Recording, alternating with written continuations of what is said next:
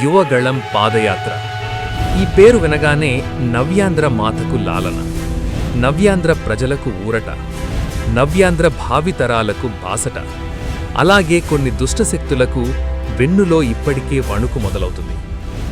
2019-24 వరకు సాగిన వైసీపీ దోపిడీ రాజ్యంలో దోపిడీదారులు, కబ్జాకారులు, కిరాయి గూండాలు, అరాచక శక్తులు నవ్యాంధ్ర రాష్ట్రాన్ని, నవ్యాంధ్ర భవితని సర్వనాశనం చేస్తుంటే, నవ్యాంధ్ర రాష్ట్రం కోసం ఆ రోజు తల్లిగారు నారా భువనేశ్వరి గారి ఆశీస్సులతో, తండ్రిగారు నారా చంద్రబాబు నాయుడు గారి ఆశయ సిద్ధి కోసం తెలుగుదేశం పార్టీ ప్రధాన కార్యదర్శి నారా లోకేష్ గారు నడుము కట్టి కదం తొక్కి 2 సంవత్సరాల క్రితం యువగళం పేరుతో 17 జనవరి 2022 నాడు పాదయాత్ర మొదలుపెట్టి ప్రజాక్షేత్రంలోకి అడుగుపెట్టారు.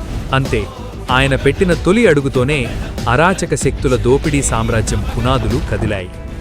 యువగళం పాదయాత్రను ఆదిలోనే ఆపాలని, ఎన్నో అడ్డంకులు సృష్టించాలని విశ్వప్రయత్నం చేశాయి. కానీ అన్ని అవాంతరాలు దాటుకుని ధైర్యంగా, పట్టుదలతో ప్రతి ఊరు, ప్రతి గ్రామంలో పాదయాత్ర చేసి ప్రతి సమస్యను తెలుసుకుని ఆ సమస్యలకు పరిష్కారం చేస్తామని హామీ ఇస్తూ 18 డిసెంబర్ 2023 వరకు రాష్ట్రమంతటా పాదయాత్రను విజయవంతంగా ముగించారు.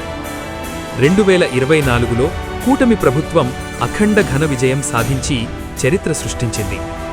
యువ నాయకుడి నుండి ప్రజానాయకుడిగా ఎదిగిన నారా లోకేష్ గారు ఐటీ, విద్యాశాఖ, ఎలక్ట్రానిక్స్ మరియు కమ్యూనికేషన్స్, రియల్ టైమ్ గవర్నెన్స్, మానవ వనరుల అభివృద్ధి మంత్రిగా బాధ్యతలు స్వీకరించారు. ఆ మంత్రిత్వ శాఖల బాధ్యతలు నెరవేరుస్తూనే యువగళం పాదయాత్రలో ఇచ్చిన ప్రతి మాటను నెరవేరుస్తూ వస్తున్నారు. దేశ విదేశాలు పర్యటించి ఎన్నో పరిశ్రమలు రాష్ట్రానికి తీసుకువచ్చారు. 20 లక్షల ఉద్యోగ కల్పనకు అనుక్షణం శ్రమిస్తున్నారు.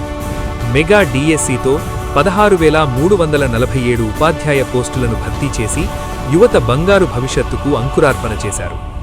నారా లోకేష్ గారి యువగళం పాదయాత్ర మొదలుపెట్టి 2 సంవత్సరాలు పూర్తయిన సందర్భంగా నారా లోకేష్ గారికి అభినందనలు తెలుపుతూ ఉన్నాము.